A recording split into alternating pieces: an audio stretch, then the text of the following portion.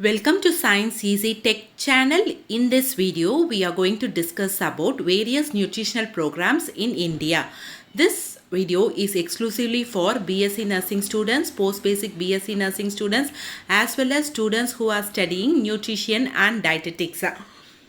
Already I have posted in my part 1 video with regard to nutritional programs. I have posted about ICDS scheme as well as midday meal program. If you have not watched that video, I have given the link in description box as well as in the end card and suggested icons. Also, you can watch our channel playlist BSc Nursing Nutrition for more nutrition related videos. Before moving on to the topic, if you are new to Science Easy Tech channel, just take a moment to subscribe our channel and also to press the notification bell icon in order to get connected with our latest updates. Let's move on to the topic. So as I have told earlier in my part 1 video, I have discussed about ICDS scheme as well as midday meal program. So you can watch our channel playlist BSc Nursing Nutrition for those videos. In this video, we are going to discuss about prevention and control of anemia. So, prevention of anemia requires multiple approaches. So, first approach is dietary approach. So, you have to educate the public to consume more amount of green leafy vegetables, pulses as well as meat products. Especially these green leafy vegetables, meat products and all, no, you have to educate more to the antenatal mothers as well as lactating mothers. That is, lactating mothers means breastfeeding mothers as well as adolescent girls, because they are undergoing menstruation. So for them, they are in the they are future mothers, and also mothers who are in the reproductive age group, that is 15 to 49 years. For them also, they are more prone for anemia, as well as preschool children, that is under 5 children also anemia is more prevalent. So you have to educate these people to consume more amount of iron and folic acid rich food substances. So you have to create awareness for the mothers who are attending antenatal clinics as well as immunization sessions in Anganwadi centers. So antenatal mothers, they will also attend immunization sessions in Anganwadi centers, as well as for preschool children in Anganwadi centers as well as crèches. You have to educate them about the prevalence of anemia, the ill effects of anemia, and how anemia can be prevented by taking a proper iron and folic acid rich diet supplements. Okay. So addition of iron rich foods to the weaning foods of infants. So once the child has been born, up to 6 months exclusive breastfeeding is enough. After that, the child to support the physical growth and development as well as the mental growth and development, you have to give weaning to the weaning foods to the child. So in weaning foods, you can include like dates, green leafy vegetables, jaggery, everything you can include, which and all is very rich, drumstick leaves, juice like that and all you can give, which is very much rich in iron content. And ragi porridges, okay, or ragi kanji and all you can give, because these are all very good sources of iron. Regular consumption of foods rich in vitamin C to promote iron absorption. So once you are telling about iron rich foods to consume, you have to tell along with iron rich foods, they have to consume vitamin C rich foods. Why they have to consume vitamin C rich foods along with iron foods means, because when you are consuming iron, if you are going to take along with iron vitamin C rich foods, it is going to enhance the iron absorption. So for this purpose, you are telling that you have to consume more amount of vitamin C rich foods along with iron foods. So this is very, very important. Even when doctors are giving iron supplements also, along with iron supplements, they will give Tapsaline, which is a vitamin C supplement. So when they are taking iron rich foods, you have to take vitamin C rich foods like orange, guava, amla, etc. in order to enhance the absorption of iron content. So, promotion of home gardening to increase the availability of common iron-rich foods such as green leafy vegetables. So, kitchen garden nowadays they are doing kitchen garden, terrace garden. See, mostly if you are not going to have adequate space, no, even you can utilize the terrace for gardening. So, you can grow green leafy vegetables, mainly green leaves, which is very rich source of iron as well as folic acid content. So, you have to discourage the consumption of foods like beverages like tea, coffee, and tamarind. So, this and all is going to inhibit the iron absorption. So, you have to reduce the tamarind content in your food as well as reduce tea and coffee, which is going to inhibit the iron absorption. Mainly, this thing you have to inform to the vulnerable groups. Who are the vulnerable groups? They are pregnant women as well as children, under 5 children. Then along with, now we everyone knows that we are fortifying salt with iodine. Similarly, iron fortified salts are to be taken. Next is supplementation. So, supplementation with iron and folic acid tablets for pregnant mother and under 5 children is given. For under 5 children they will be giving iron drops. If the mother is pregnant, she will be given iron tablets as well as folic acid supplements throughout her pregnancy. Okay, so supplementation, so food based approaches through food fortification and dietary approach in order to prevent iodine deficiency disorders as well as iron deficiency disorders. And mainly for pregnant women, those who are having iron deficiency, as well as for children, those who are having iron deficiency and all, they are giving iron and folic acid supplements, that is IFA supplementation program.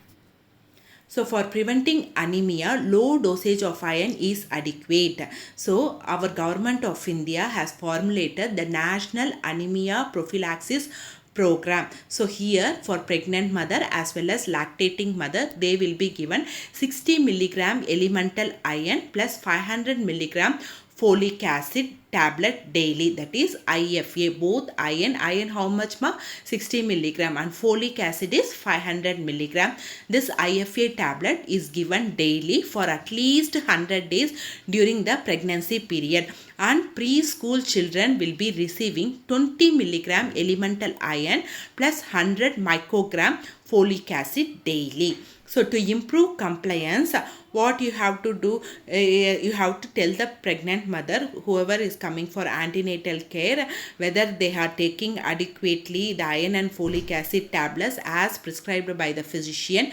You have to tell, and you have to tell the common side effects and risks associated with anemia. And you have to inform whether ANMs or nurses, whoever is working with the patients, frontline workers, whether they are taking this iron supplements regularly, the pregnant mothers, that everything you have to follow up. So, here some frequent evaluation of this National Anemia Prophylaxis Program, either weekly or bi-weekly, once in a week or twice in a week, administration of iron and folate, means folic acid supplementation to adolescents as well as beneficiaries like pregnant mother, under 5 children, okay, as well as women in the reproductive age group, mainly pregnancy, lactation, and under 5 children as well as adolescent girls. Next, moving on to National Iron Plus Initiative. So, here the Ministry of Health and Family Welfare has took a policy, that is National Iron Plus Initiative. So, here what they are doing, along with existing programs, that is iron and folic acid supplementation for pregnant mother, lactating mother, and children in the age group of 6 months to 60 months. 6 months to 60 months means 5 years. 5 into 12 is 60. No? So, from starting from 6 months of age to 60 months means to 5 years of age, the iron supplementation program, National Iron Initiative program, has been implemented for these age groups, mainly pregnant mother, lactating mother, and also under 5 children. So, National Iron Initiative. So, here what they are telling, bi-weekly iron supplementation for preschool children of 6 months to 5 years of age. So bi-weekly means twice in a week. In a week, 2 times they will be giving for preschool children, that is starting from 6 months of age to 5 years of age. Then after that, from first grade to fifth grade, from first standard to fifth standard, in government aided schools as well as in government schools as well as government aided, government funding aided schools, in these schools they are giving weekly supplementation. Weekly once they are giving supplementation. Then weekly supplementation for school children from 5 to 10 years at Anganwadi centers also, not only in government schools and government aided schools. For this 5 to 10 years children, even at Anganwadi centers also they are giving. And pregnant and lactating women, already I told, for 100 days daily, okay, they will be given iron and folic acid supplementation, IFA tablets.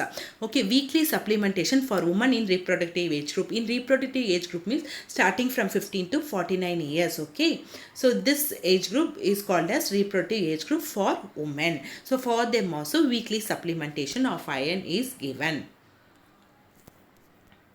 In addition to increased iron and folic acid intake, you have to improve the environmental sanitation and personal hygiene. Why? Because worm infestation is also a major cause for anemia, because these worms are parasites. They will be sucking the blood in the intestine. So for that purpose, you have to keep your environment clean as well as you have to maintain a proper personal hygiene.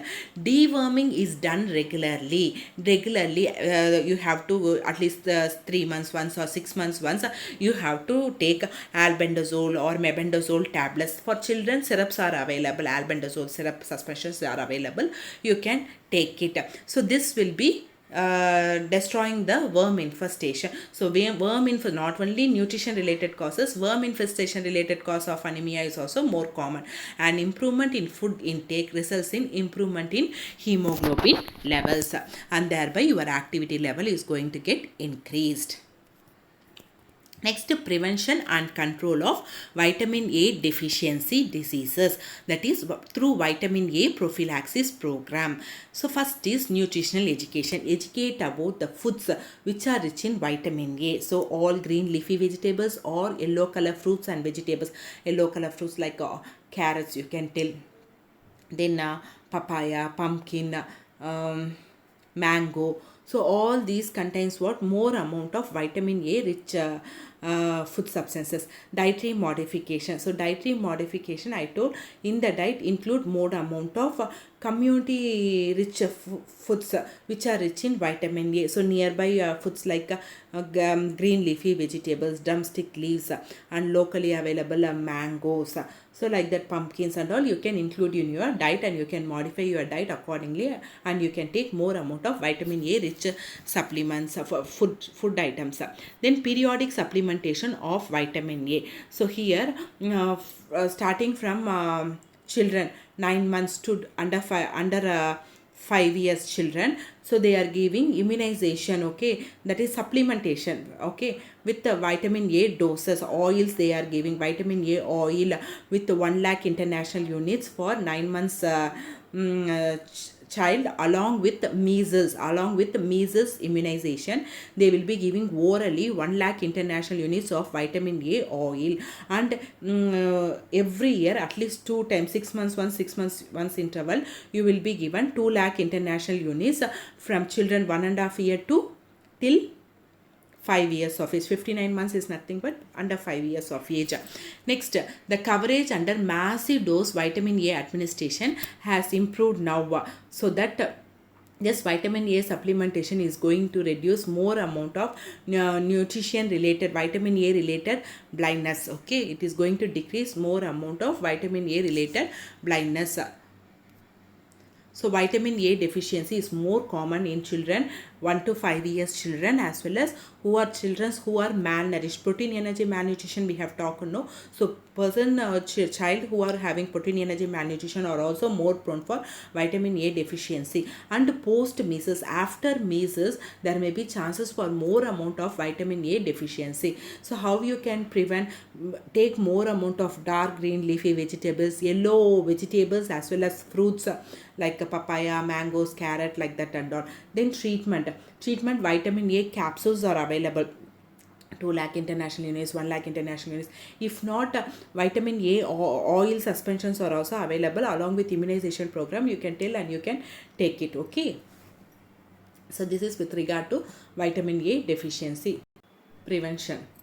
So fortification of commonly and widely consumed foods with vitamin A. So now they are telling we can fortify the oil with vitamin A, or dalda with vitamin A, like that and all. They are telling oil, dalda, as well as they are trying to fortify sugar with vitamin A. That and all is under trials. Okay, but they have already fortified vitamin A with oil as well as dalda. Okay, so fortification, so better consumption, as well as in some health supplements and all, no, health drinks and all also they have added this vitamin A everything. Okay, so that is fortification. Next is food fortification program. So this food fortification program, so here you are fortifying the food with the vitamins, minerals, like that and all. So under this, an important program is National Goiter Control Program or National Iodine Deficiency Disorders IDD program. So here the fortification of food items, what and all they are fortifying, like wheat flour, bread, milk, sugar, drinking water, common salt, everything they are fortifying in different parts of the world. Iodized salt. Fortification means first thing what comes into your mind is iodized salt. They are fortifying iodine with the salt so that the nation will be free from iodine deficiency disorders. So here with the salt they are fortifying iodine, they are mixing iodine.